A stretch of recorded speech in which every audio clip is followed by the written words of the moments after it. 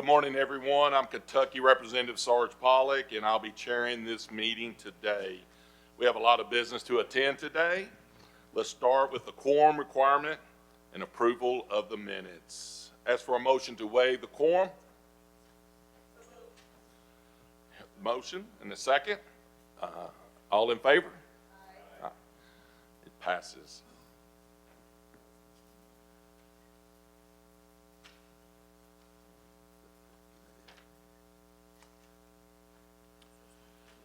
Now motion for approval for the minutes, November the 22nd, 2024, and then March the 14th, 2025 committee meeting. Do I have a motion to approve those minutes? I have a motion. Do I have a second? Do I hear a approval by voice? So moved.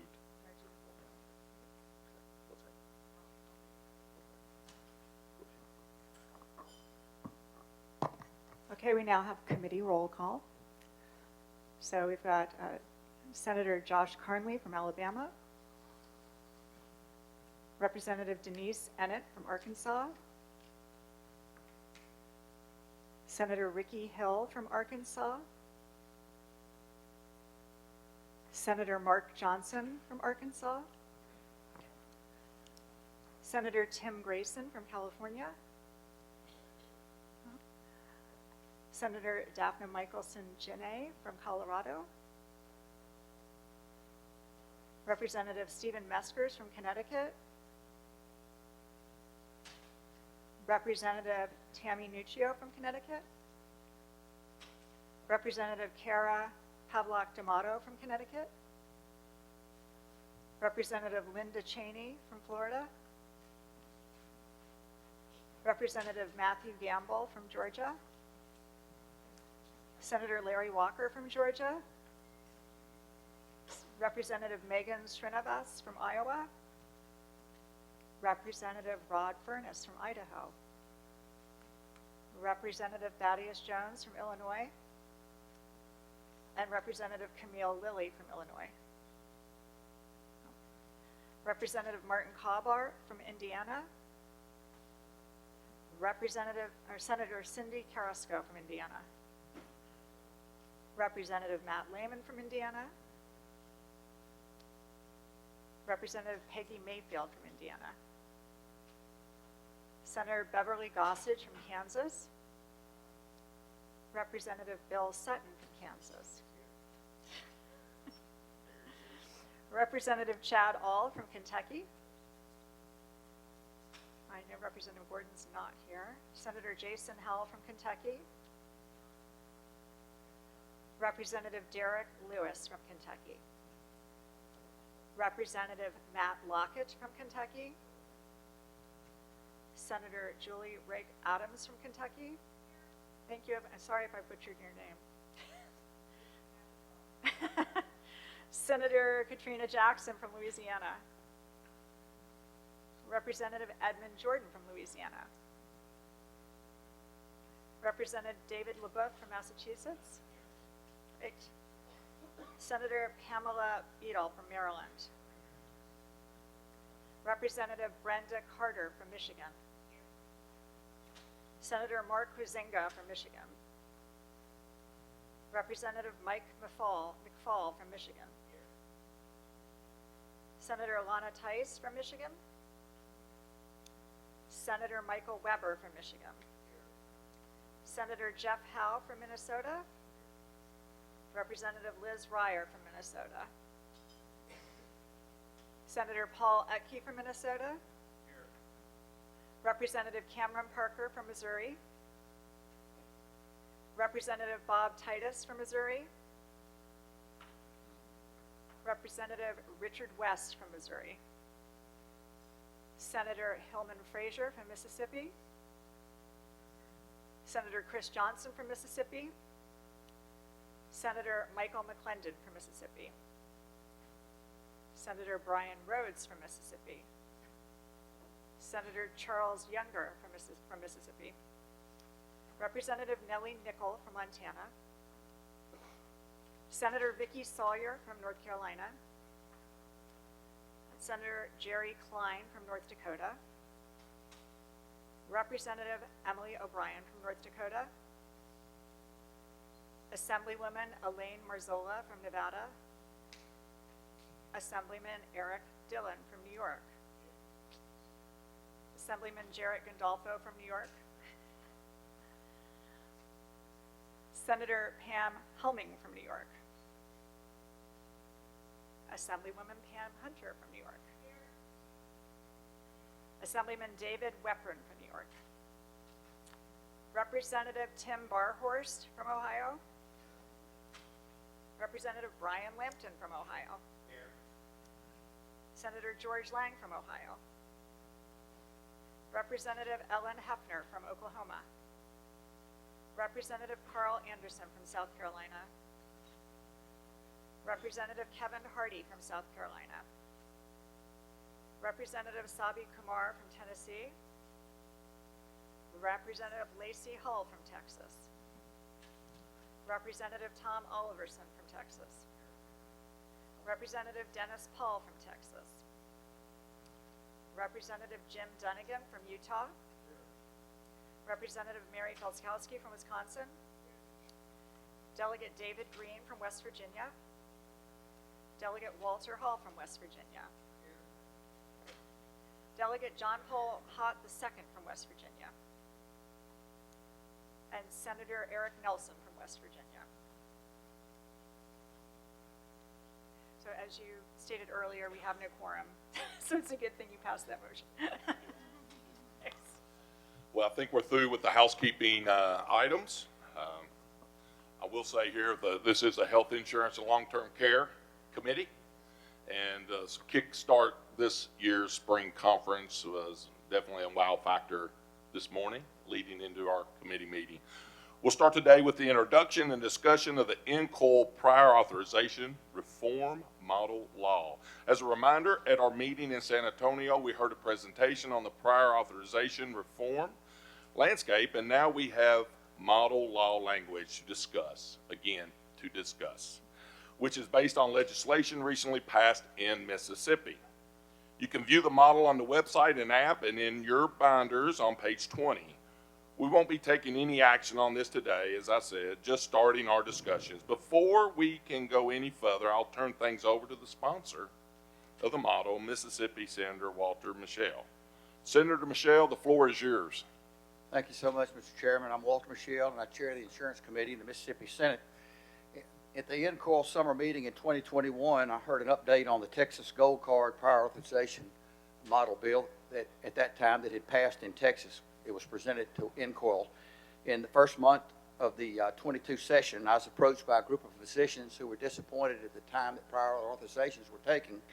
So we had multiple hearings and received input from many and passed the prior authorization legislation in the 23 session. And one of the attorneys who drafted the bill is here with us today, Sam Martin. At that time was an attorney with the Mississippi Senate. Now he's here today representing the Mississippi Hospital Association. I'm proud that he's with us today. I'm offering this legislation as a starting point and look forward to our discussions today as this model evolves. Sometimes I don't need the microphone here, but we'll now hear from our speakers. Please note that we'll hold questions until everyone is finished. We do have a few speakers on this topic. So we'll start this with Melissa Horn from the Arthritis Foundation. The floor is yours. All right, wonderful. Well, first of all, thank you to the chair and vice chair and to the senator for this important conversation. Very excited to see model language on this and your consideration and discussion on it. It's a very important topic and certainly one that is close to the arthritis community and those living with arthritis in America. Currently, there's over 54 million Americans that are living with doctor-diagnosed arthritis, and that doesn't just include adults, that includes kids, because kids can get arthritis too, and there is over 100 different types of arthritis. So whenever you're thinking about chronic disease, obviously the name itself explains it, chronic. Our patient communities have to go through a lot of navigation of the health system. And one of the biggest barriers that they have reported back to us has been around utilization management. Now, it's just important to note, I am the State Legislative Affairs Director for the Arthritis Foundation.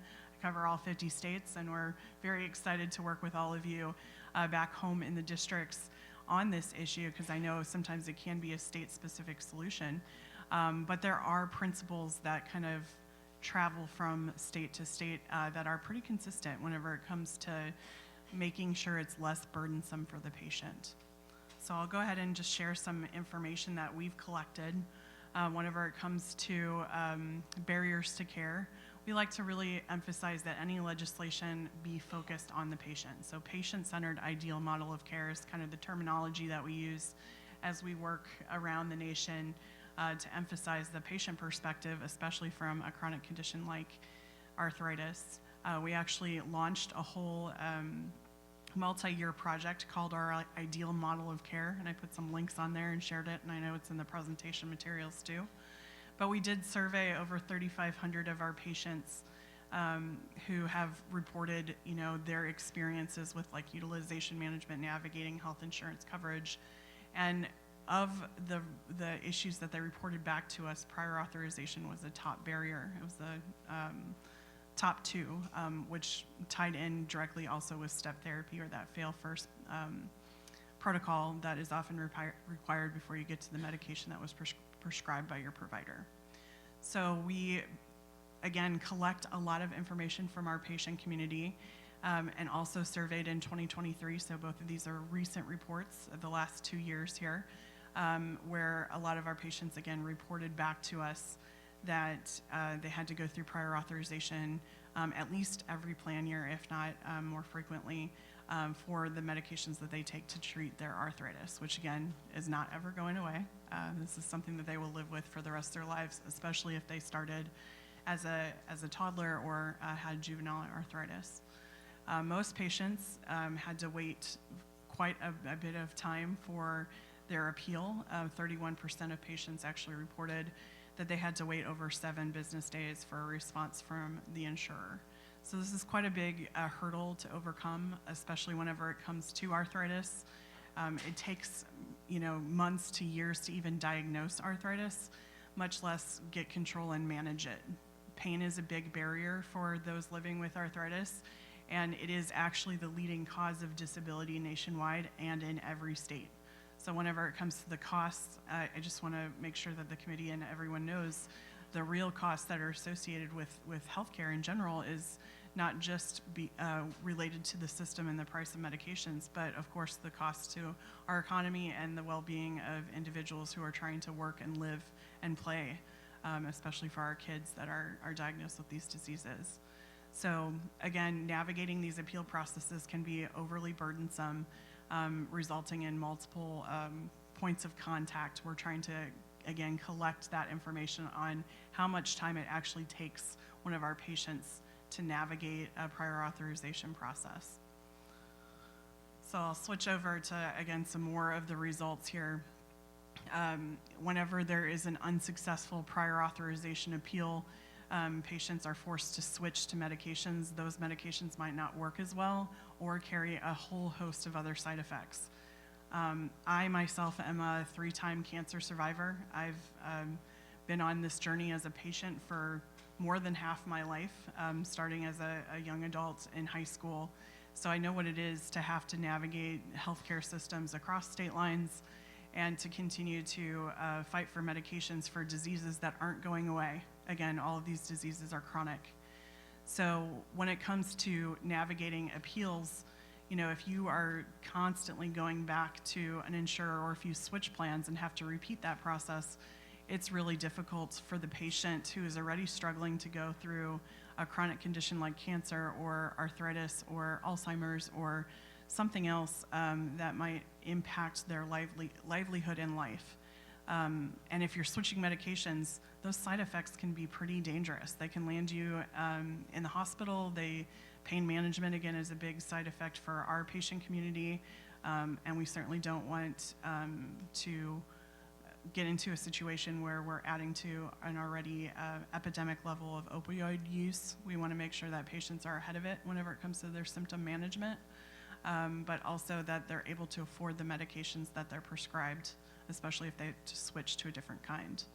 So paying out of pocket is a high barrier for them. But again, any of these interruptions in care, if they are delayed, they could end up in the hospital. The disease could progress whenever it comes to joint swelling and inflammation. Again, it impacts mobility. So it impacts literally everything from waking up in the morning to going to work, to getting your kids ready for school, every aspect of life for our patient community. And we don't want them to miss work and have to be on disability or not participate in the things that they want to do in life. In fact, our whole motto is we want to empower our patient communities to not be disabled and to be able to say yes to more things in their life. So a lot of great information here. We are a part of a national coalition called the State Access to Innovative Medicines Coalition, SAME. And this really, again, brings providers, patient organizations, pharmaceutical companies, all to the table to talk about what are the key elements that we would like to see in prior authorization. Again, patient-centered, prioritizing continuity of care. So again, patients living with chronic disease, it's a lifelong thing. Ensuring timely access and administrative efficiency whenever it comes to the process, especially as patients are switching plans. It can be really confusing and cumbersome to navigate that. But also, what are the processes for appeals and exemptions? If they're in an emergency situation, what do they have to go through? But one last point I just want to emphasize whenever it comes to patients that are navigating chronic conditions. Again, this is a lifelong thing, and as much as it is a great goal to have to eradicate or cure diseases, most people are living with chronic disease. So navigating that and navigating prior authorization, other utilization management protocols, while I understand it's necessary, it doesn't have to be that burdensome. Again, I mentioned I'm a cancer survivor. For being a thyroid cancer patient, I don't have a thyroid. So I have to take a medication every day for the rest of my life to navigate that and stay out of the hospital and stay healthy enough to work and, again, do everything that I want to do in life as a young person. It's not growing back, so why do I have to keep repeating the prior authorization process whenever you don't grow back organs? These kind of conditions and exemptions are the things that we're talking about whenever we're looking at legislation. So I just urge the committee again to take note of that and really think about the patient experience. Again, arthritis patients and any patient that is living with a chronic disease often are navigating more than one as well. So it's not like they're just dealing with this for one drug or one service or, if they have a prosthetic, one limb. They are dealing with this for all of their conditions and all of their care. So I just want to applaud again the effort of this committee and NCOIL as overall, especially from the state of Mississippi and on, to really navigating this and putting a model forward, because it's so important and it's such a great start. But really reduce, again, the burden on the patient. Make sure the response times and the appeals processes are very clear. Try not to wait too long for the patients. So I'll put my contact information up, but happy to take questions whenever the chair, after everybody's done chatting. But thank you so much for your time. Thank you, Melissa, for that presentation and your testimony. Legislators, just note your questions. We've got a few, obviously, speakers here, so just note those, and then we'll handle those questions at the end. Thank you again, Melissa, for that. Our next speaker is Terrence Cunningham from the American Hospital Association. Along with Mr. Cunningham, he'll be joined by Sam Martin, who worked on the Mississippi bill. So, gentlemen, the floor is yours.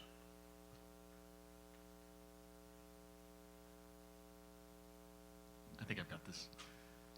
Thank you so much for having me. Again, my name is Terry Cunningham. I'm the Senior Director of Administrative Simplification Policy with the AHA, and really appreciate the opportunity to talk about what I believe to be extremely important and meaningful model legislation before this committee. What I want to do today is to go over kind of the general overview of prior auth and why it's a necessary space for reform. I'll talk about the overall legislative and regulatory landscape with particular focus on some of the stuff at the federal level. I'll dive specifically into the proposed model before you, highlighting some of the fantastic things included therein. I'll also talk about some opportunities for potentially improving that, some areas where we might want to go further or tweak some of the language, and then I'll wrap up and, again, hopefully have an opportunity to take some questions from you all.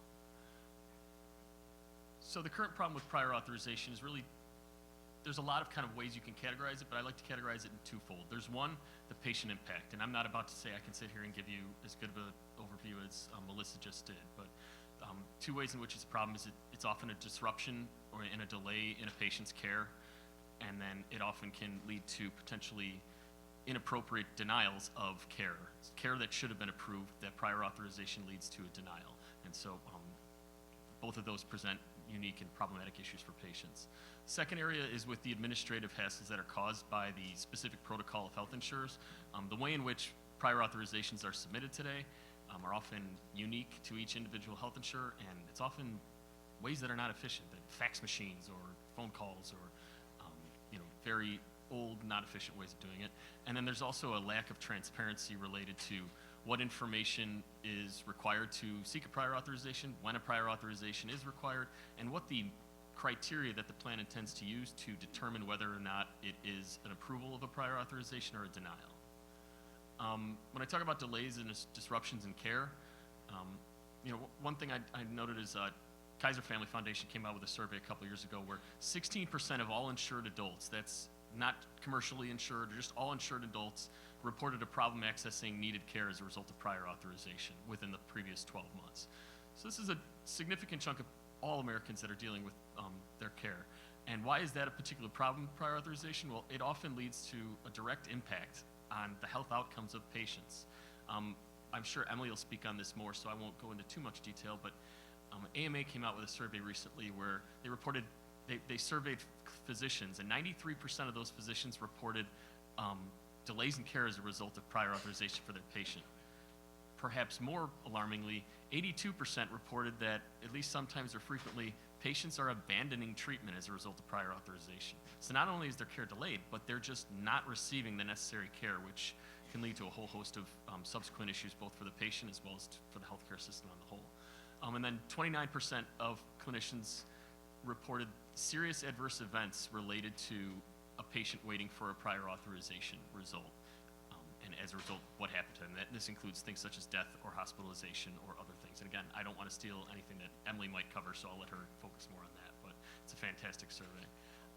The other thing I wanted to point out this time is a U.S. Senate report that came out last year specifically focusing on prior authorization in the post-acute care space. And this is when a patient is done with their acute care and they're seeking to be transferred to something such as a skilled nursing facility or a long-term care hospital.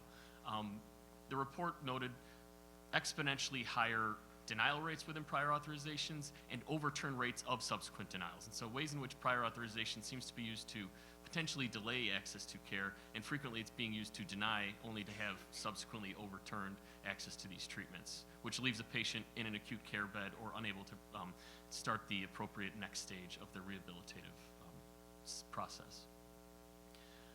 I talked earlier about the denials of appropriate care, and I'll just point out two Health and Human Services Office of the Inspector General reports, which these were looking largely at Medicare Advantage spaces, but the large players in the Medicare Advantage space are also the large players in the commercial and state spaces that would be affected by this bill.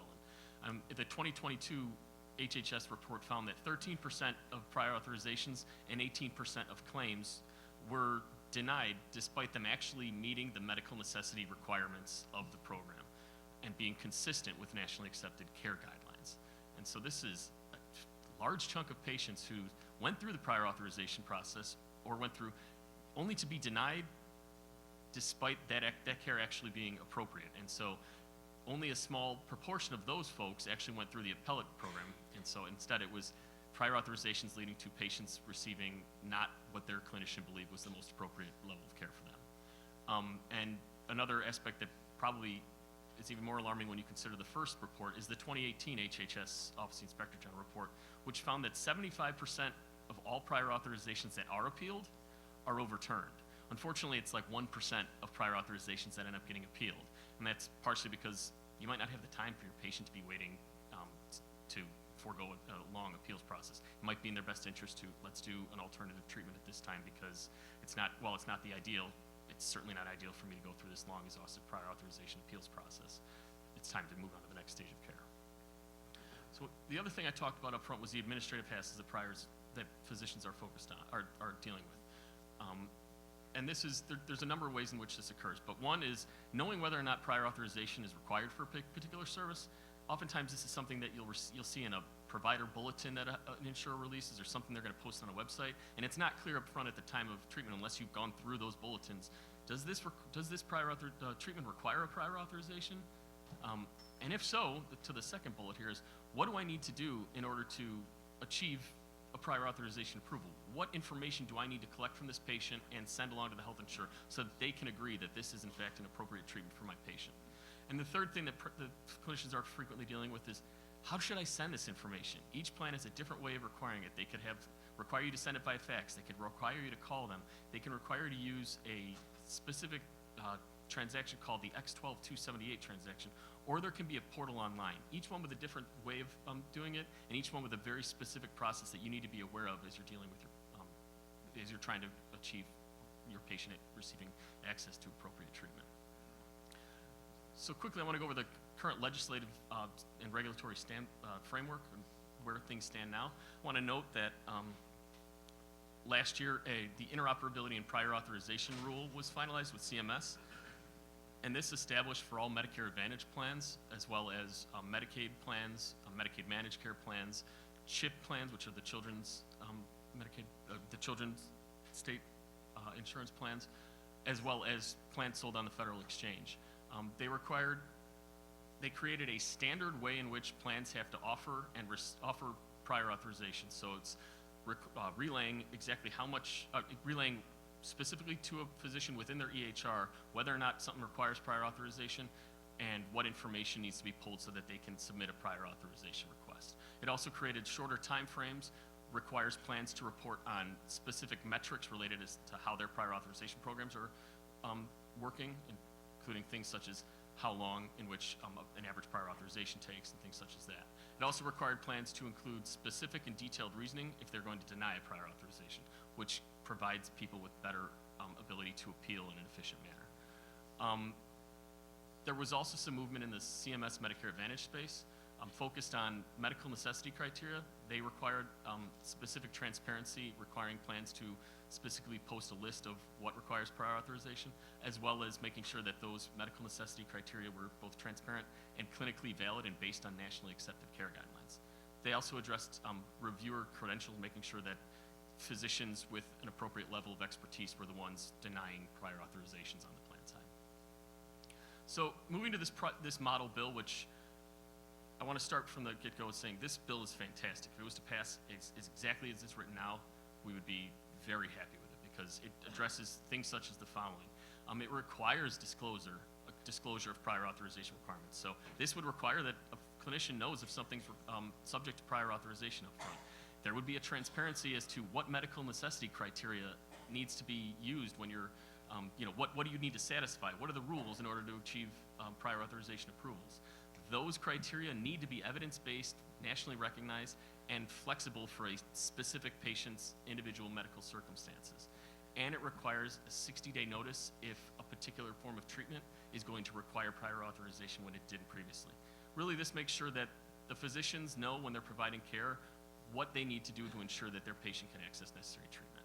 They also sped up time restrictions to 7 days. This speeds it up to 7 days for a standard prior authorization and 48 days for urgent requests. Again, I think it's a good start to create time frames. 48 hours, I'm sorry. What did I say, 48 days? Oh, geez, that would be problematic. 48 hours, much better than 48 days. 48 hours for urgent requests, extremely important. Specifically, just making sure that this does not prolong care. It requires the denial specifics, which I just talked about. Some of the specific restrictions for if a plan grants a prior authorization, they need to honor it. They can't deny a care later that was previously approved as medically necessary. It also has some provisions related to continuity of care. And the last thing I'll focus on, which is being so important, is enforcement. Enforcement in this space is so important because just having the rules on the books without any teeth can lead to them not being adhered to. And in order for this to truly make sure that plans are utilizing it and going to actually make the meaningful changes necessary to impact patient care, it's important to have enforcement provisions. I think this bill does a great job on that. Again, I mentioned, as it stands, this bill is great. If there are things that I would recommend potentially tweaking, we talked about, the bill includes the ability to, that requires the plan to have an electronic standard for all physicians as part of a, that are submitting prior authorization to use the same electronic standard. However, it allows each plan to have their own specific way of doing it, and it can be like a portal-based. And what that can lead to for a physician is, I've got 15 different insurers I am working with. This is not, I'm going to have to still navigate 15 different online portals. I'm going to have to log into each one. I'm going to have to extract information from my EHR, upload them there to their specific portal. And so while that's a much better system than using fax machines, I think because of specifically some of the requirements that, again, plans are going to be able to be required to adhere to, there are federal requirements that the same form is used across plans. This is the NCPDP for prescription drugs and the HL7 FHIR Da Vinci standard for the Medicare Advantage program bill that I talked about earlier. And so I think moving to that instead of requiring each plan to kind of devise their own way in which they're doing will standardize and make sure it's more efficient. The other thing, I mentioned post-acute care earlier, and I think rather than have a specific carve-out for post-acute care as to how to address prior authorizations, I think one way to make sure that the problems with post-acute care access to care would be satisfied is for this bill to just kind of classify all post-acute care authorizations as urgent, because you don't want a patient waiting 7 days waiting 7 days, they're already ready when this prior authorization is being submitted. They're ready to transition to the next stage of care. You don't want them waiting 7 full days to find out whether or not they're approved and then subsequent appeals processes. It's better to make that a quicker process so you don't have patients just kind of waiting in an acute care bed to figure out if they can go to the next stage of treatment. There's other things on here. The reporting requirements. The reporting requirements in this bill are extremely important because, again, we want to make sure we can track how plans are doing it. However, it's based on aggregate data and instead of specific service-specific data. And the reason I found that to be potentially problematic is it might, if you're trying to figure out, is a plan denying too many prior authorizations? Are there too many being upheld on appeal?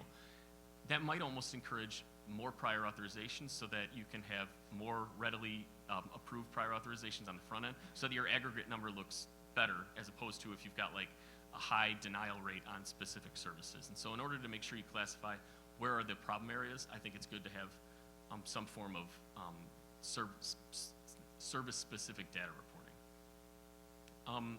Reviewer credentials, I saw Emily's going to talk more about this, but I think the bill language on making sure that appropriately trained physicians are reviewing denials is important, are reviewing appeals is important, but I think that should be moved forward to all denials, not just appeals, but all denials should be. And that's kind of a compromise. You're not necessarily requiring all prior auths to be reviewed by that physician, but if you're going to issue a denial, it has to be reviewed by an appropriately trained clinician reviewer. My key takeaways is this is an area ripe for reform, and I want to stress the plans are already required to follow most of these provisions because of the Medicare Advantage requirements, and so health insurers can do this. They're going to be required in other, so I think some of the space in which we can make progress is extremely important. This model bill is fantastic, and the AHA stands ready if there's any desire to work on any language or anything related to this bill, and I appreciate your time so much. Thank you, Terry. Sam, you have anything you would want to add to that presentation? Yes, I just have a few brief comments. Okay. Hello, everyone. My name is Sam Martin. I'm an attorney and lobbyist in Mississippi. As Senator Michelle stated, I previously served as staff attorney for the Mississippi Senate Insurance Committee. So if you know anything about Senator Michelle, you know we're serious about insurance and also SEC football. So sometimes we can talk about both maybe after this. But I just wanted to give a brief overview because, as Terrence stated, this bill really came through the process of a lot of compromise along the way. It was a 4-year ordeal, if you will, of really figuring out what would work in our state amongst all stakeholders. And so we started in 2022 with a prior authorization bill that also included gold card legislation. That bill died pretty early in the session, and ultimately we decided to take the gold card legislation out of the bill when we introduced it in 2022, in 2023. The bill in 2023 ultimately passed more or less unanimously, ultimately to be vetoed by the governor. Some of the governor's concerns really were traced to the fact of some of the timelines, and those timelines Terrence has already mentioned, but Essentially, a lot of those timelines, what we did was we basically doubled what they were. So for urgent circumstances, we required a 24-hour turnaround, and so as a compromise, we changed it to 48 hours. In non-urgent circumstances, we had it at a 2-day turnaround, and we changed that to 7 days. And perhaps most importantly, we previously had the Department of Health overseeing the whole administrative process. And so the governor particularly did not like that because he thought that the Department of Health, since it provides care at county health departments in the state, that they could potentially have conflicts of interest. And so we changed that to the Department of Insurance, which we feel like actually made the bill a lot stronger because the Department of Insurance already has oversight over many health plans and the ability to audit those health plans and ultimately punish them if they do not comply with the act. So once we passed that bill in 2024, our session lasts from early January to early April, and we passed that in February with the thought that if the governor were to veto it, we could come back and override it or pass another bill that took into account any sort of his considerations. I think you all can appreciate that over a 4-year process, this bill took many different curves. And as the old saying says, that making legislation is like making sausage. Really, in this case, it was like eating ice cream because one bite was sweet, one bite was salty, but if we didn't eat the whole thing, it was going to melt and fall onto the floor. So it was a 5-year process and ultimately a lot of compromise along the way. And we got it done, and I'm proud that Mississippi was able to do that. Thank you for the opportunity to speak. Thank you, Sam.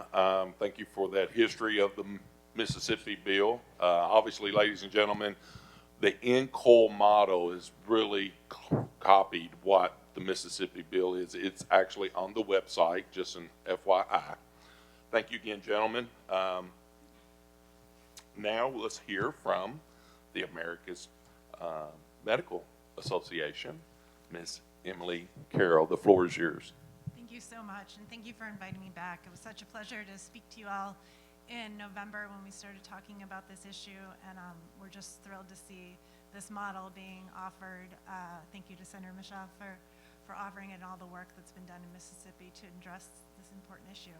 I know when I was here in November, I spoke a bit about our prior authorization statistics and annual survey that we do of physicians, and I won't go too deep into those statistics again or that information, but I do want to let you know we reissued our annual report in February. The numbers didn't look much better.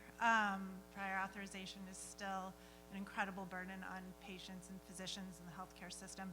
On this slide, I'll just want to highlight again that box in red, and Terry mentioned this, but 29% of physicians report that prior authorization has led to a serious adverse event for a patient in their care. Really would argue that the time is ripe for reforming this process and protecting patients.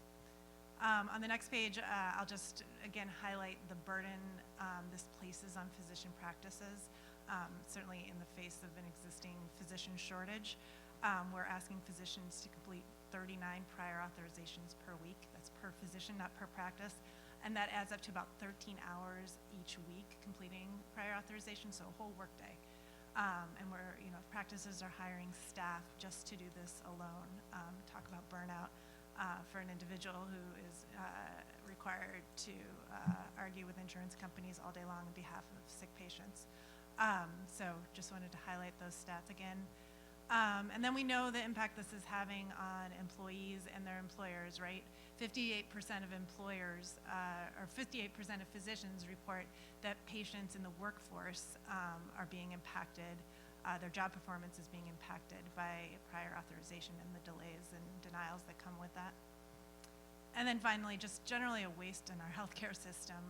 As we squeeze the balloon on one end by not allowing access to medically necessary care, we're inflating it in the other end, right? So we're seeing tons of use of unnecessary medical services, medical care, like hospitalization or emergency room visits, unnecessary appointments with your physicians to kind of address or as a result of this prior authorization process. So 88% of physicians reported that prior authorization leads to higher overall utilization of healthcare.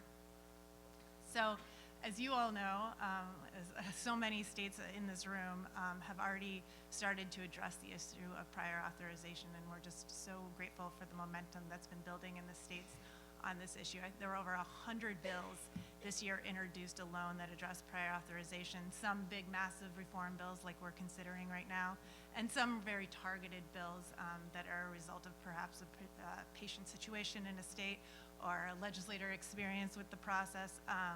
But we continue to see that momentum, and we know you all are working so hard to do that. Over the last couple of years, we've seen, or last year, I guess there were about 12 prior authorization laws enacted in the states, and over the last several years, we've seen about 20 states enact really broad, comprehensive bills that really try and address this problem. And we see those states come back and try to add on. Kentucky's a great example. As you've passed wonderful legislation over the years, and then you continue to come back and sort of improve the process and address issues that come up, and we're grateful for that work. So going to the model draft that was offered, and again, as Terry and Melissa said, we just think this is just a fantastic start. It addresses so many of the critical problems that we see with prior authorization, including the transparency and integrity of the clinical criteria. If you're starting with bad clinical criteria on the plan side, all this other stuff doesn't really matter, right? Because if we're not addressing medically necessary care using evidence-based standards, then we're not going to get the right care to the patient at the right time. And physicians and patients need to know what that criteria is. So much appreciate that transparency that's offered in this model bill. The notice of new requirements, as Terry mentioned, that's a big thing. When it feels like these prior authorizations to physician and patients are constantly changing, especially in the drug space, as rebates and other things are negotiated over time. So it's really important to give notice as these new requirements come up, so you don't find out when you get to the pharmacy counter that prior authorization was required, and you lose a patient to treatment abandonment or whatever else happens. But really appreciate that notice of the new requirements. The data and metric reporting, as Terry mentioned, it's so great to have that information, both available to the patient who is looking at plans that might be appropriate or not for them based on their medical conditions, but also as states continue to come back to the issue of prior authorization, that data is so important to kind of consider new meaningful reforms for their states. So we love both that plans are required under this bill to publicly report that information, but also that information and that those metrics are going into the Department of Insurance so that regulators can be looking and studying the impact of prior authorization on patients. Terry also mentioned the prohibition on retroactive denial. So oftentimes we hear prior authorization is not a guarantee of payment or coverage. We think that it probably should be. If you're going to go through the process of obtaining a prior authorization and determining that care is medically necessary, we don't want that later cost shifting onto the patient or physician as a result of a denial when you've counted on that prior authorization for approval. So we were glad to see that in this model.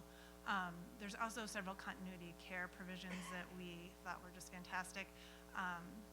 That grace period for patients when they move from one plan to another and not having to start over with the prior authorization right away. I know Melissa mentioned this, giving the patient that 90 days to sort of navigate the new plan and get coverage for that care really will prevent disruptions in care. And as Melissa mentioned, sort of the loss of function or the negative impact on patient outcome that comes with those delays. And then preventing disruptions when there's a change in coverage criteria on a patient who may be stable on a medication or service, and ensuring that those changes that are going on sort of the administrative side of the plan are not impacting the health outcomes of patients. And then finally, as Terry mentioned, the enforcement provisions in this bill are just really great. We continue to see in the states when some of these laws pass that enforcement may lack a bit, whether that's because it's unclear for the physician and the patient, what kind of coverage they have, is it state regulated, is it not? Where do they go to report problems? And then, are we really watching that the plans are following these new requirements? I think the enforcement provisions in this bill are excellent, and that especially allowing the physician to have the ability to talk to the regulator and to report problems is great, and not something we see in every state, so much appreciate those. If I were to nitpick, there were a couple of things that I would suggest changing. We just heard from Sam that it originally started with tighter timeframes on response times. We know that longer delays impact patient outcomes. So 93% of physicians report care delays, and 82 report treatment abandonment, and 29 report those adverse events that we talked about. And there's a lot of data out there that looks at the harm associated with these delays. Another one I put up here is an ASCO survey that said those treatment delays cause things like disease progression and death of patients. So really important that those response times from the plans are tight. We would recommend 24 hours for urgent and 48 hours for non-urgent care. We think that's really doable. I'll note that the Part D standard is 24 hours for urgent and 72 for non-urgent. So these standards exist at the federal level. And then we have several states that have been able to enact legislation that puts 24 hours for urgent care. Vermont, Kentucky, New Mexico are some of those. And then we have a bunch of others that do less than the 7 days. California, Illinois, Iowa, Wyoming. So these timeframes are existing in other states, and we would urge maybe some edits to the model bill to reflect those. The length of the prior authorization, another area I would just mention, as Melissa so eloquently talked about, when you have a chronic condition, those chronic conditions don't go away. But why are we asking patients to return to their physician's office, experience the delays that are associated with prior authorization again and again? So I really would recommend reflecting what's in MA plans now as a result of some of the new rules that Terry mentioned, which are the prior authorization should be approved for as long as needed for the treatment, so that we're not asking patients to return and we're not wasting resources as folks go back and forth from their doctor's office to get those prior authorizations. Several states have enacted legislation around reducing those repeat prior authorizations, including Vermont, Minnesota, the District of Columbia, and Colorado most recently. And then finally, and Terry brought this up too, the qualifications of the reviewer at the initial level. We appreciate putting some requirements around who's reviewing denials at the appeals level, but so few prior authorizations actually get to those appeal levels. Our survey says that about 75% of physicians say denials are increasing in the last 5 years, but only 1 in 5 say that they always appeal. And some of those reasons can be the kind of perceived outcome that they're gonna lose on that appeal, the lack of resources. They just don't have the staff time or the ability to put all those prior authorizations through the appeals process, or because the patient needs the care right now. So they look for some less desirable alternative, but they need to address the patient's situation immediately. A Kaiser Family Foundation study said that only 11.7% of Medicare Advantage prior authorization denials were appealed, but of those, 81.7 were overturned. So when you do appeal, it shows the decisions were usually wrong the first time on those appeals. But unfortunately, so few folks are getting to that appeal level. So we need to make sure that the decisions are being made correctly at the initial review level. And so we would really recommend that the reviewer at that level, if it's going to be a denial, if they're recommending a denial, that it be reviewed by a licensed physician in your state of the same specialty and with experience treating that condition. This language is reflected in the new Medicare Advantage new Medicare Advantage rules, and we have a bunch of states that have started adopting language around there, including Arkansas, DC, Kentucky, Oregon, Pennsylvania, Rhode Island, and Tennessee, Washington, Wyoming. So it's a really important provision. We need to make sure we're getting these prior authorization decisions right the first time. So I would just like to say the AMA is really here to offer any help, and we would love to see this model adopted by NCOIL, and happy to offer any resources. And thank you so much. We really, really just appreciate it. Thank you, Emily, for your presentation. Our last presentation is from our America's Health Insurance Plans. Ms. Miranda Motter, the floor is yours. Thank you very much. If I can get my, oh, there we go, sorry. Very good, thank you. Miranda Motter, thank you, Chair and members of the committee. Thrilled to have the opportunity to be with you this afternoon. I serve as AHIP's Senior Vice President of State Affairs and Policy, and as AHIP, we are the National Trade Association that represents the health plan community, over 120 health plan members, providing access to health care through health insurance to 205 million Americans all across this country, and residents and constituents sitting in each one of your states. So appreciate that. Certainly our member plans offer a wide variety of coverage in the individual market, in the employer market, in the Medicare market, in the Medicaid market, so partnering with your states on the ground, and certainly for many of you through state employee plans and self-insured coverage. So again, thank you for the opportunity to be here. I am really pleased to be able to be here with my provider partners to really talk about this important issue. I know at various points in times we have been sitting together and really talking about how to improve prior authorization.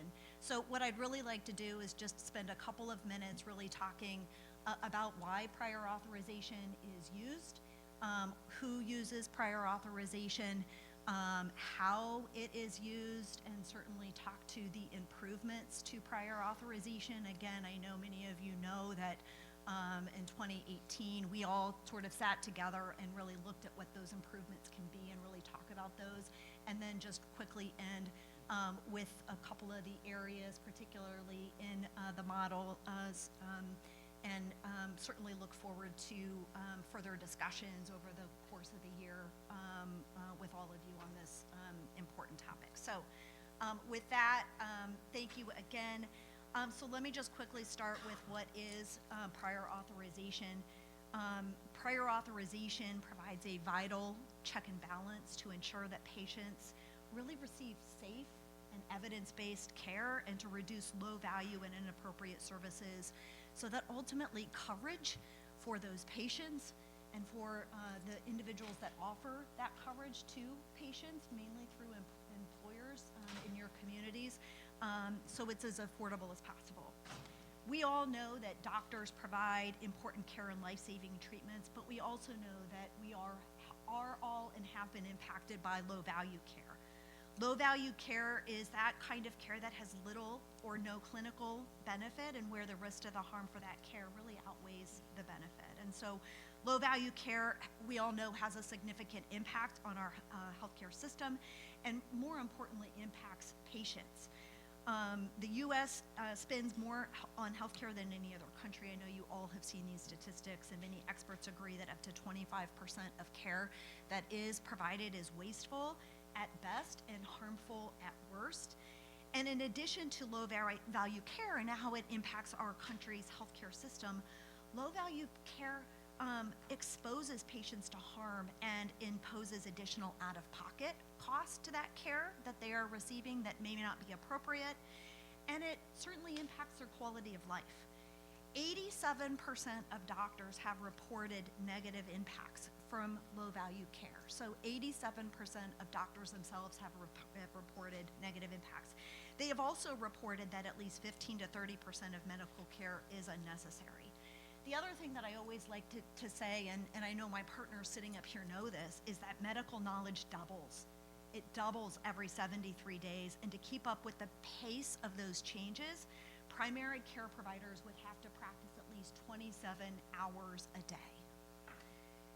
So again, honestly, this is why this discussion is so important. It is important that health plans, that doctors, that hospitals, that we're all working together to reduce that low value care and protecting patients from unnecessary and potentially harmful costs and care.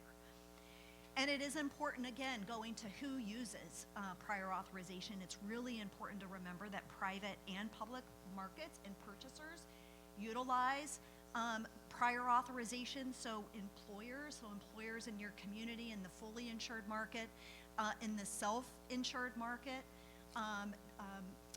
state employee plans. So again, many of you receive your own healthcare coverage. Your state employee plan that may be self-insured utilizes prior authorization. Medicaid plans, so through your Medicaid programs, the fee-for-service system, and your Medicaid directors through the programs that they are trying to initiate, making sure that value in the care that state taxpayers are paying for is high value, it is outcome driven. They impose prior authorizations. And, you know, lastly, health plans, how do we use it? Health plans use prior authorization selectively, focusing on clinical areas that are prone to extreme variation in costs or misuse that can harm patients or saddle them, again, with unexpected or costly medical bills. So let me spend just a quick moment on selective use, because this is really important. Prior authorization is selectively used. Again, as I said, targeting low value, unsafe, inappropriate care, not consistent with evidence-based clinical guidelines, and where, again, there is wide variation in practice. And a recent survey of AHIP members, commercial plans, so again, the kind of coverage that we're talking about through this model, reported that the majority of commercial claims are not subjected to prior authorization. So for an average commercial plan, approximately 96% of RX of pharmacy claims are not subjected to prior authorization. So what that means is only 4% are. For an average commercial plan, approximately 93% of medical claims are not subjected to prior authorization. Again, only 7% are. You know, again, as I point out this slide and what the data shows, I would also just note that as you're looking through really all of our statistics, I think, sitting here, it's really important to make sure that the statistics really sort of follow the markets and what this model is addressing. And I would just note, I know a couple of the statistics that Terry mentioned are related to Medicare Advantage.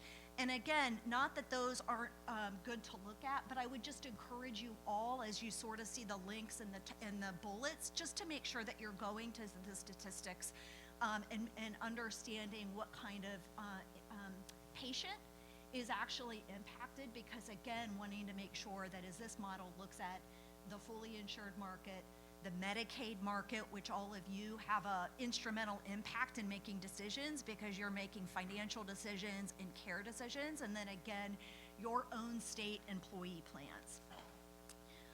Let's talk just a quick second about improvements.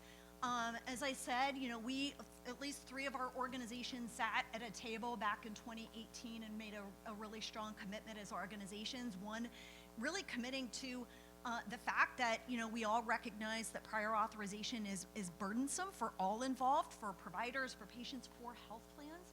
But in that consensus statement, we all agreed, quite frankly, that prior authorization was important because of the variation in the kinds of care that is happening today. So you know, health plans have worked hard to improve the process, both for providers and patients, and really, again, taking action to make sure that we're all working towards this shared goal.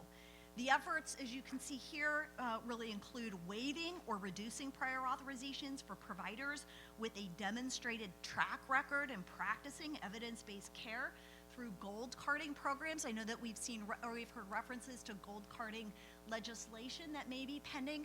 Gold carding programs are really important when there is an ability to make sure that that provider has a high track record of evidence-based care, where it's a contracted provider, so there's a relationship, and there's an ability to really make sure and review that provider's practice on an ongoing basis, again, making sure that the patient is at the center of that. The other thing I would note, gold carding programs work and are really important when they are part of a value-based relationship. So where that provider is actually at risk for the kind of care that they're giving from a financial and an outcome-based perspective, those really work. In instances where they're not, it can be really challenging. Also, streamlining prior authorization, plans have been doing that for certain chronic conditions, and again, to promote continuity of care. As you can imagine, it is extremely important for continuity of care. I would say that perhaps the most impactful approach to streamline prior authorization for the process, and you heard about it, the process for providers, the time that it takes staff, is really to invest and promote electronic prior authorization. The commitment that we all sat here in 2018 and made was automation, was electronic prior authorization. And EPA, electronic prior authorization, has shown to simplify prior authorization requests, to shorten decision times, and to lower administrative burdens on providers and plans alike, and we know this. I won't go into a lot of details, but quickly after that consensus statement, health plans really worked. We put together what was called a fast track, a technology portal, and worked with providers, and really went into their offices and said, okay, we're building the electronic system, you use that electronic system, and let's see what happens. And really what we found, the providers themselves says that it was quicker to decision, quicker to patient care, less burden from phone calls and faxes. And this one is really important. And I know I noted this back in December or November when I spoke, but there is a significant reduction or potential reduction for that time. We know from our data that today, at least 60% of prior authorizations for medical services are still submitted in a manual way, and similarly 40% of prior authorizations for prescription drugs are submitted in a manual way. We also know, and I know Emily said this in November, that her own members report that their main mode of submission is by phone. And so I say that to say it, again, is really important. Many of your states have recognized how important this is, and some of the legislation that Emily talked about and others talked about in incorporating and requiring that not only plans build an electronic system, but that actually the providers are using it.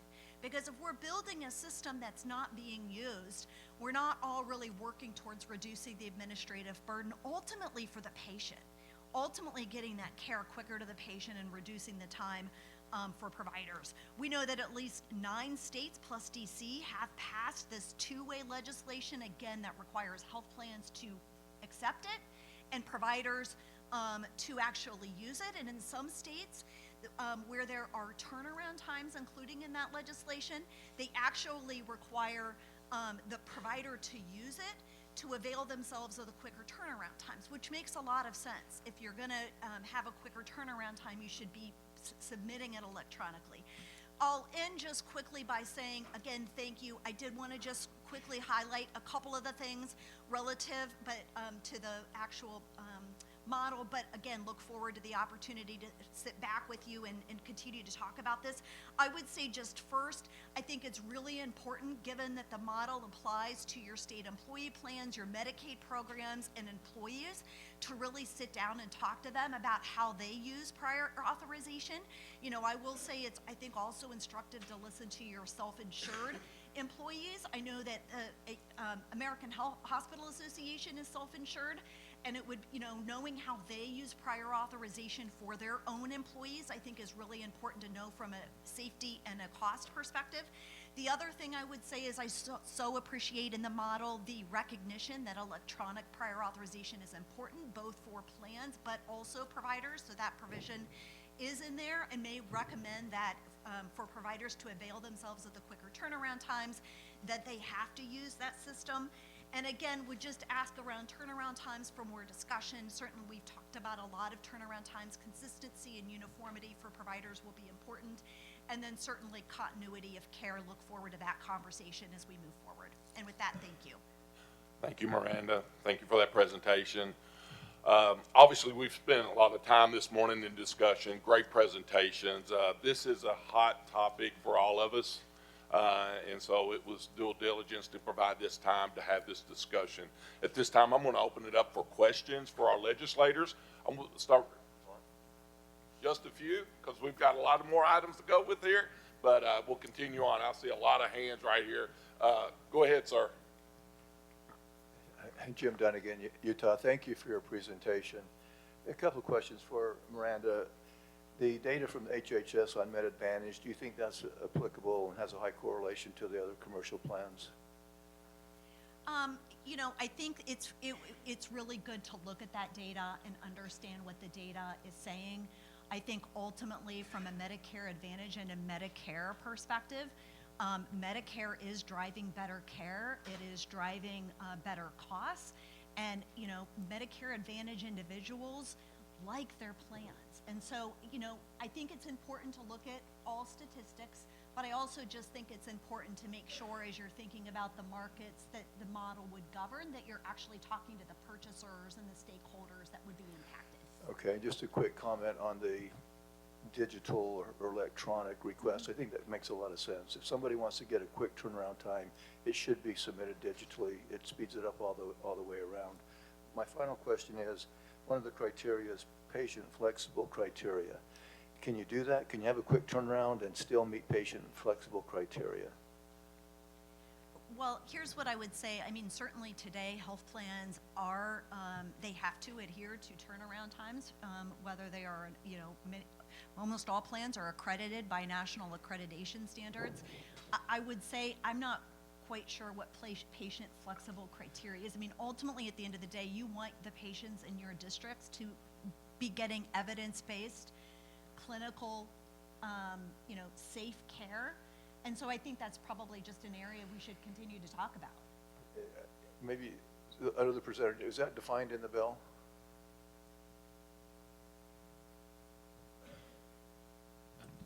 I don't believe it is. Not specifically, no. Is it in the bill? Yes, yeah. It's in the bill, but it's not defined. It would So, I seem to mean- be very important to have that defined. Sure. So I mean, I generally what that, obviously, what that means, at least, again, it's not in the bill, so I can't say specifically. It sounds like something we need to include in there. It generally means if you've got a patient, if you have a general set of medical necessity for a patient, it might say that this patient does not meet the qualified, does not meet this particular level of treatment because there's a different drug they should be taking. But if that individual patient is allergic to that specific drug, they might otherwise need to qualify for it. So I think what they want to make sure is that a bright line set of rules doesn't lead to a denial that might be specific to that patient appropriate, as opposed to being, you don't have access to this drug Okay, because but of who XYZ. determines that, and how's that defined? It seems like you've got to set the guidelines for that. Thank you, Mr. Chair. Thank you so much, Dr. Halverson. Thank you, Mr. Chairman. I appreciate it. I just have a couple of comments. I want to thank Senator Michelle for bringing this. I do think prior authorizations are important. They lower the cost of health care. The data that I've seen is, you know, about 30% of the time for any medication, if you put a prior authorization on it, it will reduce the number of requests for that. So it is a important cost containment strategy. And I think I like the fact that we're reforming it rather than getting rid of it, because I think our costs would be much higher. Second thing I was going to say, though, is that I hope everybody remembers that prior authorizations, by definition, involve decisions about medical necessity. That is and always will be the practice of medicine. It can't be anything else. And so it's important as we contemplate this model that we keep in mind that the practice of medicine should be accountable. And people who are practicing medicine should have sufficient expertise and specialty, and they should be accountable to the state that passes the law, because that is the mechanism by which we regulate the practice of medicine, nationally speaking, is that each state that a person's practicing medicine and making decisions, that state needs to be able to regulate that provider's behavior in case they grossly fall below the standard of care and need to be held accountable. So I just want to offer that up. I think it's really important that we keep in mind that prior authorizations are the practice of medicine. Valid point. Keep the main thing is kind of what I heard you say there, the intent. Last question here, and then what we'll do is, due to time, speakers, please hang around. I know there's a lot of questions. I know there's a lot of comments. We encourage you to email INCOL staff, myself, Senator Michelle, whatever that is, because obviously this is truly a big deal for all of our states.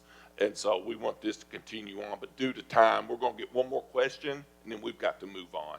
All right, my whole vision of this whole process on this particular model, I would love to continue the conversation through the interim to our Chicago summer meeting.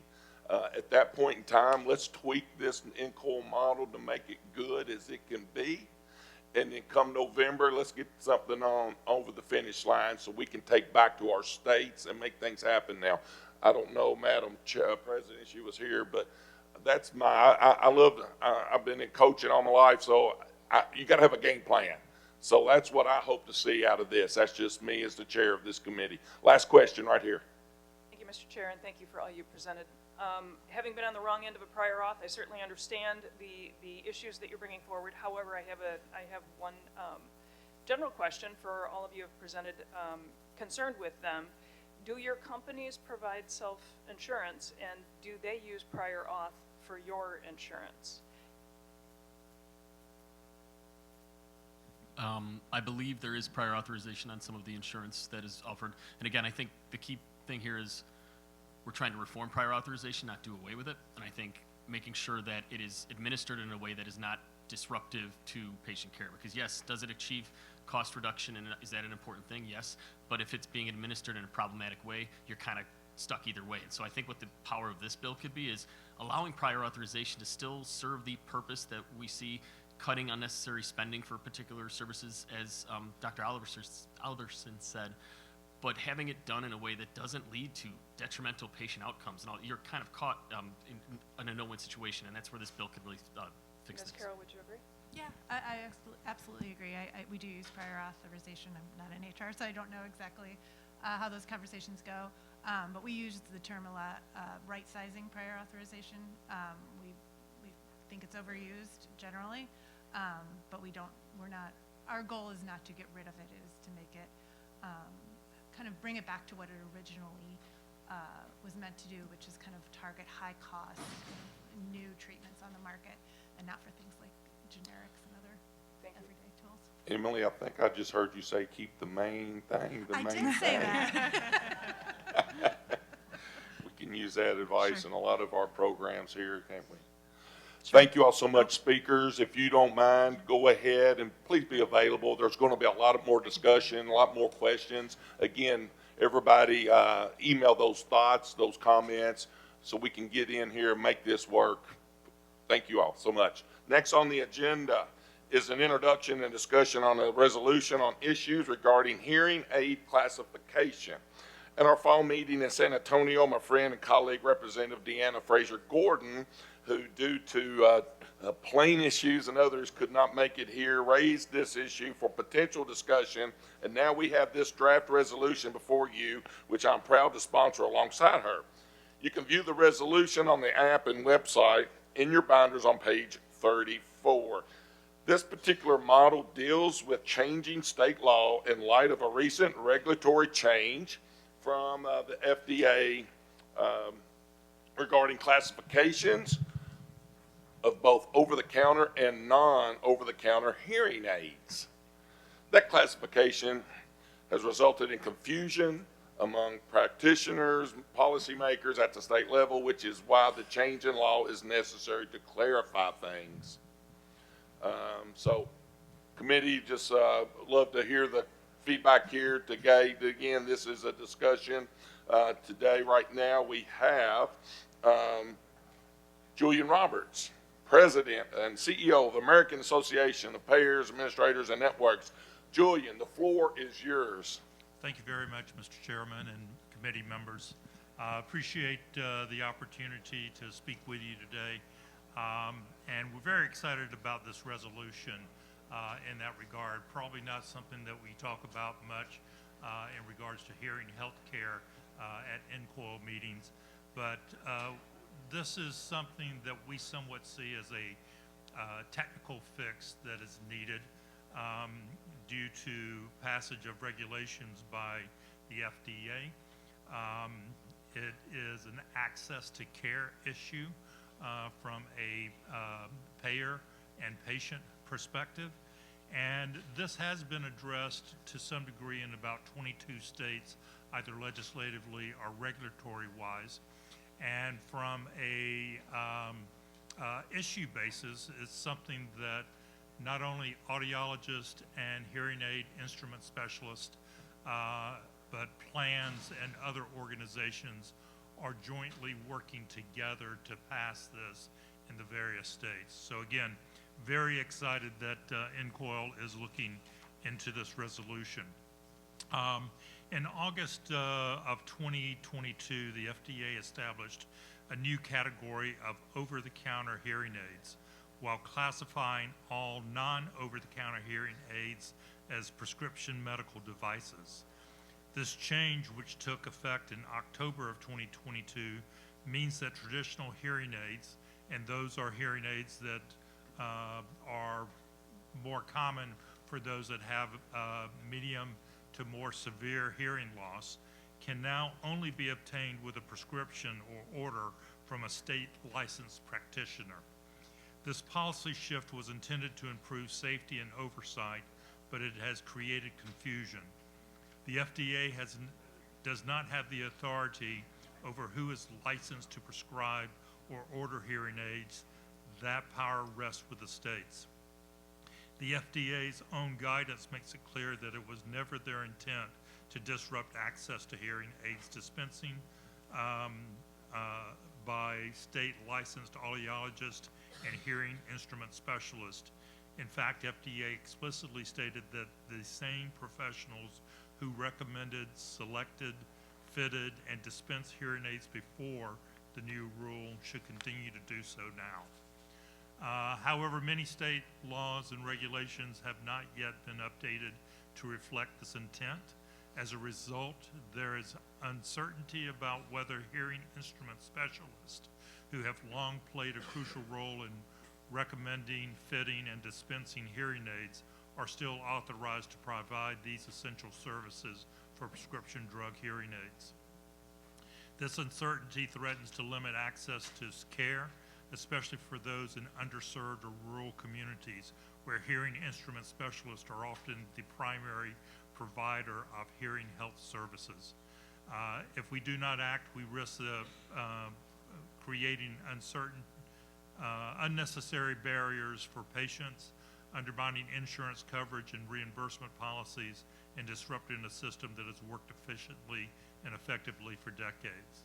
So I urge your support for this resolution to make it clear that licensed hearing instrument specialists, along with audiologists, have the authority to order hearing aids. This action will ensure continuity of care for patients who rely on trusted hearing instrument specialists, prevent disruption in insurance coverage and reimbursements, align state laws with FDA guidance and long-standing practice, and protect access to hearing care for those who need it, especially vulnerable populations.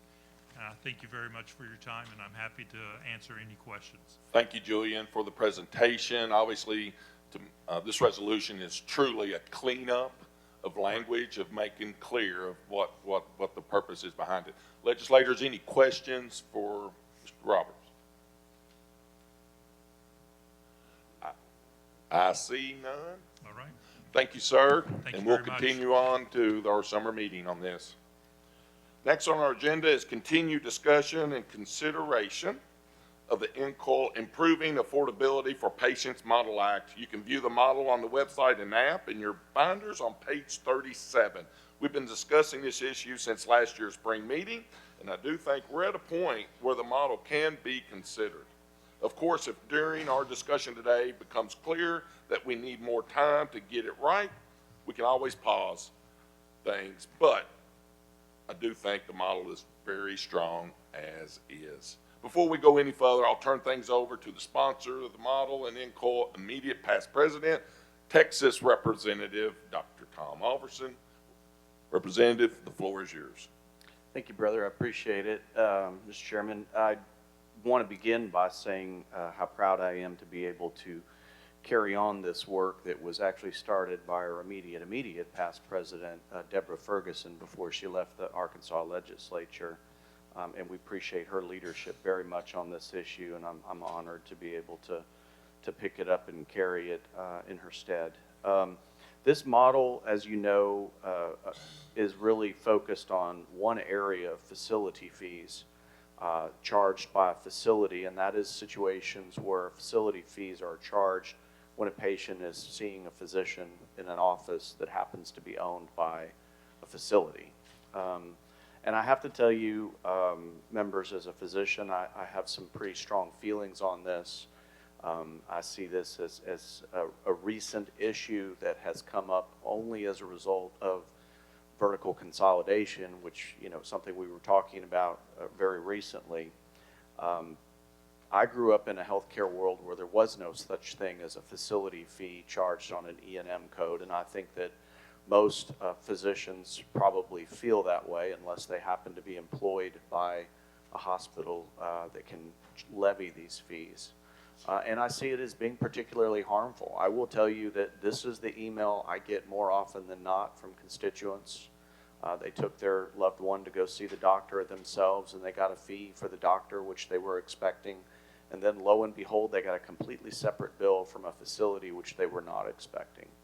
And friends, you know, from a physician standpoint, I can just tell you that the reality is that we all understand and know as doctors when we sign contracts with insurance plans that what you bill for when you charge for an E&M code type visit, you know, you came in with a sore throat or you came in for some type of follow-up on a chronic medical disease, that the overhead cost of that visit is baked into the fee you get as part of your professional component. So this relatively recent phenomenon is both aggravating, and for patients, it's doubling or in some cases tripling the cost of health care for folks who are simply seeking to get medical advice and continue management of chronic disease. I do think that this model provides sufficient prohibitions while at the same point balances the need for certain exceptions, transparency, and I really am strongly supportive of this, and it's my hope that we adopt this today. Thank you, Mr. Chairman. Thank you, Representative. Appreciate that. Words. At this point, we have Randy Chapman of the Bluegrass Blue Shield Association. The floor is yours.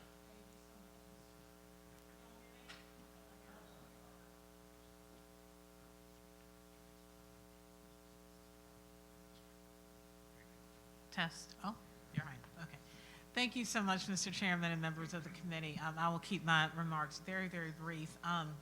The Improving Affordability for Patients Model Act effectively addresses the trend that we've been seeing with higher costs in hospital outpatient departments in those settings, and imposing or having certain limitations on certain facility fees and requiring unique provider identifiers distinct from a facility's main campus and other off-campus facilities are very important steps to chip away at the higher health costs for patients. As we all know, you know, healthcare costs are astronomical, and we are all trying to work together to do what we can to ensure that patients are able to access the care they need in the most affordable way possible. So we at the Blue Cross Blue Shield Association just want to thank INCOIL, thank this committee, and especially thank Dr. Oliverson for his leadership in this area, as well as former member Ferguson for her leadership in this area. And as always, we stand ready to partner with you all, answer any questions, and just help out in any way we can. Thank you very much, Mr. Chairman.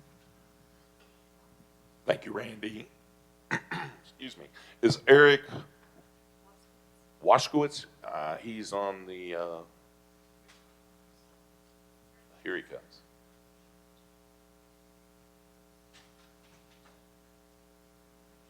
Eric, if you could go ahead and bring your presentation, make your points. Sure.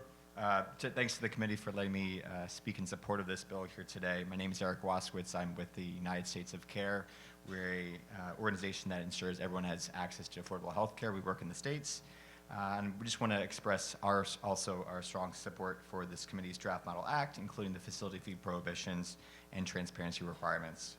Very much aligns with our work on the issue and legislation passed into law in 18 states. In addition to to this bill here, we also encourage the committee, where possible, to consider establishing other protections for patients, including some sort of analysis to understand the impacts of facility fees on people's access to care, as has been done in Colorado and Maine. And also, when you're thinking about how to identify where facility fees occur, we found that it's actually kind of difficult to make that connection sometimes.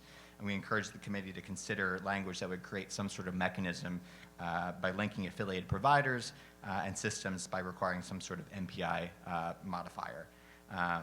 And then just kind of looking in the future as this committee considers further ways to lower healthcare costs, we urge them to consider, you all to consider site-neutral policies that would essentially allow for fair billing practices to make sure that, no matter where someone accesses care, the care is the same regardless of the site of service.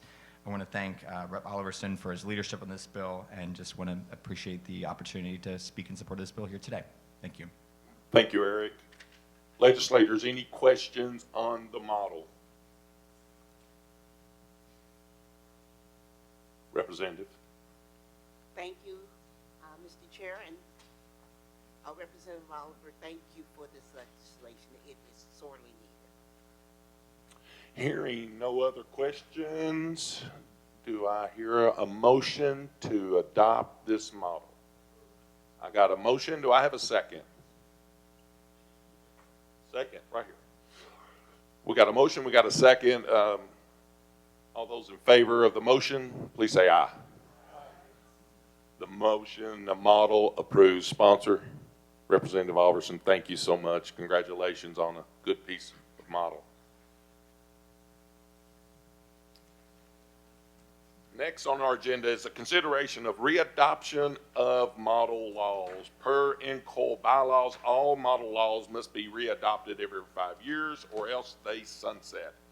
The models up for readoption are on the app and website and appear in your binders starting on page 48. The models are the Transparency and Dental Benefits Contracting Model Act and the Short-Term Limited Duration Insurance Model Act. We'll handle these separately as there are different processes with each model. Starting with the dental model, Arkansas Senator and Vice Chair of this committee, my colleague Justin Boyd, is so sponsoring some proposed amendments to the model. And New York Assemblyman Jarrett Gondolfo, don't do that, is co-sponsoring the amendments as well. We won't be taking any action on the amendments today. Let me say that again. We will not be taking any action on amendments today. For now, they have been offered by the sponsors for the committee's consideration to discuss throughout the year. Before we go any further, I'll recognize Assemblyman Gondolfo for some brief remarks. The floor is yours. Thank you, Mr. Chairman, and I will be brief. We are in the time crunch here. And our speakers, I'm sure, can speak to this much more intelligently than I can, so I look forward to hearing from them. But I will just say I think these amendments will go a long way in improving the dental care experience for patients, and that's what a lot of us are here to seek to do. The patients are our constituents as well. And I think it is prudent for NCOIL to always look for ways to improve our models. But with that said, I would hope and I would ask for, after we hear from our speakers today, that the model be readopted until our next meeting to give us ample time to discuss the proposed amendments and make sure that all parties are heard and we come up with the best possible amendments to the current model. So thank you, Mr. Chairman, and I'm excited to hear from our speakers. Thank you, Assemblyman. We'll now hear from our speakers. We'll start with Chad Olson from the American Dental Association. The floor is yours. Thank you, Mr. Chairman, and hello to all the committee members. My name is Chad Olson. I'm with the American Dental Association. I'm here to provide introductory comments on the proposed amendments to the 2020 Transparency and Dental Contracting Model Act. These amendments represent important progress toward improvement in dental insurance for patients and providers. So there are three basic things that the amendments accomplish. First, tightening up language in the model to reduce confusion. For example, in the current version of the model, there are various terms used for dental insurance coverage, including dental plan or benefits. The amended language simplifies this to dental benefit plan. Second, improving the model language based on real-life patient and provider experience. I have an example. The current model is not specific about how long a dentist may opt to not receive a virtual credit card as payment. What we have found is some dental plans react by only honoring that choice once or for a certain time period, and then revert back to paying with a virtual credit card. The amended language would make the choice permanent unless the dentist proactively wants to receive a virtual credit card as payment. Third, the amendments incorporate into the model 2 additional issues that fall under the umbrella of transparency in dental contracting. These are, first, a time limit on retroactive denial, something we've heard about from earlier speakers. Basically, the ability of a dental plan to claw back claims they have paid. And second, the ability of a patient to choose to have an out-of-network dentist be paid directly by a dental plan. That's otherwise known as assignment of benefits, and I know Chairman Pollack, you recently were sponsoring legislation like this successfully in Kentucky. The model language is much like that was passed. These simple and reasonable reforms are critically important protections for patients and providers, reducing financial barriers to seeking and receiving care. You know, there's an old adage, if it ain't broke, don't fix it. I have no doubt that the opposing witnesses up here with me today plan on emphasizing that point. But NCOIL's model laws should not be viewed as immutable objects. Instead, the model laws should be nimble. I think President Pamela Hunter talked about this earlier today. Nimble, responsive to changing landscapes and new data, and the reauthorization process for the Model Acts is exactly the time to make considerations like those in the proposed amendments. I would like to emphasize how important these reforms are for patients and providers. Laws based on the model continue to improve the dental plan benefit experience, eliminating some of the confusion in what is often a difficult process, and empowering choices to help maximize the value of the dental plan policies. Improving the language, as these amendments will do, will only amplify this effect. I would like to thank the Vice Chair of this committee, Senator Boyd, and of course, Committee Member Assemblyman Gandolfo for sponsoring these needed amendments, and I'm happy to answer questions. Thank you. Thank you, Chad, for those comments and presentation. Next, we have Jill. Jill, would you please introduce yourself, and the floor is yours. Thank you, Mr. Chair. If it's all right with you, I would like to cede my time to Bianca with the National Association of Dental Plans, and I will just briefly comment after her. Perfect. Thank you so much. Thank you, Jill, and thank you, Mr. Chairman. It's a pleasure to be with you all today. My name is Bianca Baloli, and I am the Director of Government Relations with the National Association of Dental Plans, also known as NADP. Our members represent more than 200 million Americans with coverage with HMOs, PPOs, dental discount plans, among others. And I appreciate the opportunity today to comment on the amendments that Chad had laid out regarding the Transparency in Dental Benefits Contracting Model Act. First and foremost, I certainly want to acknowledge the hard work of this group in adopting this model in the first place. The original model represents very strong public policy, and that's demonstrated by the broad adoption we've seen across the country, with 11 states implementing the virtual credit card provisions and 15 adopting the network leasing provisions. The current set of proposed amendments that are before us now introduce major new concepts to the readoption process. They are extremely impactful and complex and need further consideration. We believe these changes go far beyond the scope of a typical readoption process, and as I mentioned, do require additional conversation. Currently, we're actively gathering feedback from our members at this stage and need additional time to discuss the scope and impact, which we do appreciate this model being renewed to allow us that time. We want to ensure that we understand the intent behind the changes, because the intent is critical in ensuring we're responding appropriately.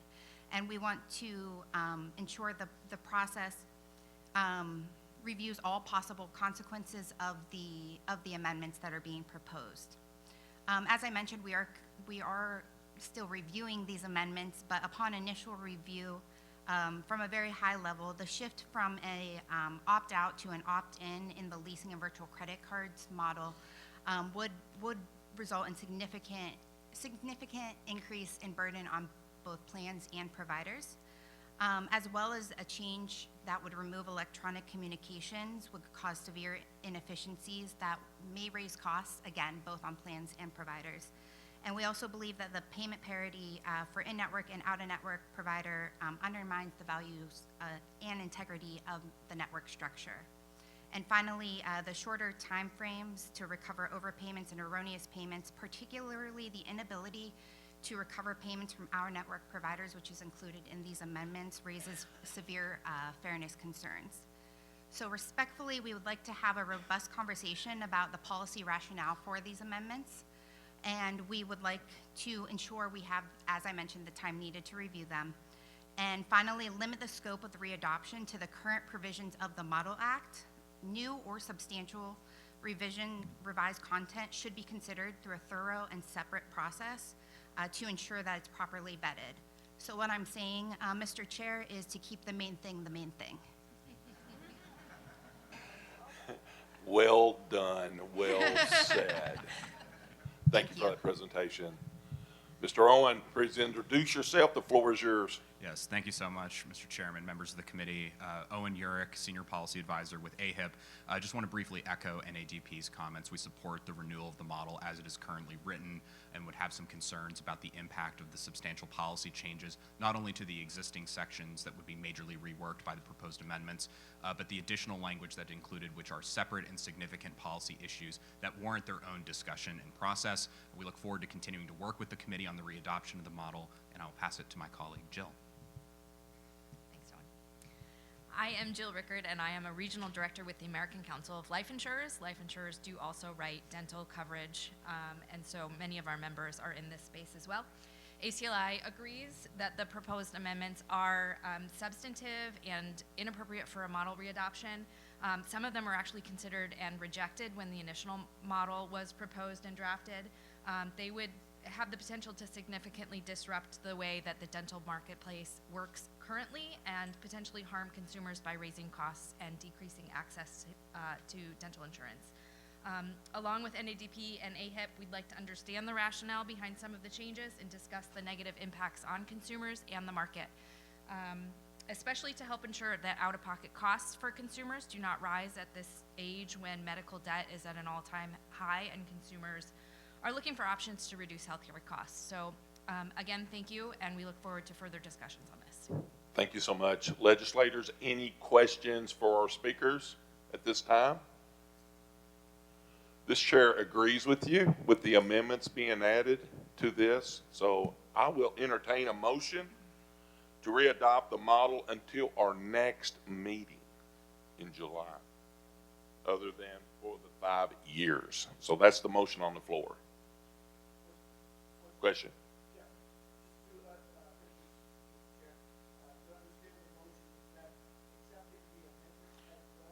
No, that's correct. So due to the bylaws and all that on this particular model, we're readopting that to move it to July so we can continue the discussion on the amendments. You got the motion. Do I have a second? Seconds right here. All in favor of the motion, please say aye. Perfect. Thank you so much. So that's what we're going to do on this particular motion. Okay. We'll consider short-term limited duration insurance model act. Colleagues, this model represents a rare instance of an in-coal model not seeing any traction in our states. Based on staff's research and comments from some stakeholders, the model hasn't been adopted in any states. In light of that, and also because of the turmoil that surrounds this issue at the federal level, I think it might be the best interest to let this model sunset. There's ongoing litigation right now, and then there is expected federal action as well. Letting the model sunset, of course, doesn't preclude us from discussing the issue again and perhaps even develop another model. But for now, letting it sunset seems to be the best path forward. Of course, I'm open to hearing otherwise. Does anyone have any thoughts Do you agree with this chair's comments? Okay, so I'll entertain a motion to let this model sunset. Motion is on the floor. Any motion to let this sunset?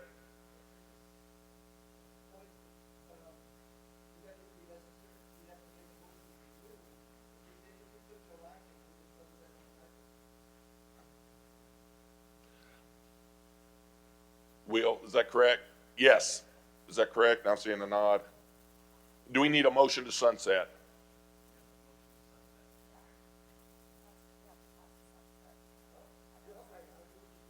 Okay, Bill, we got a motion right here. What about a second somewhere to sunset this model that's not gone anywhere? A second? Thank you, sir. Seconds on the floor here. So all in favor of the motion to sunset this particular model, please say aye. Thank you. Again, that's just kind of cleaning up some things on that. Thank you so much for that. Is there any other business? Obviously, we've had a lot to take in this morning. Great stuff. If that being said, you see anything else, Ms. Amy? I hope not. Okay, awesome. If that being said, this committee is adjourned.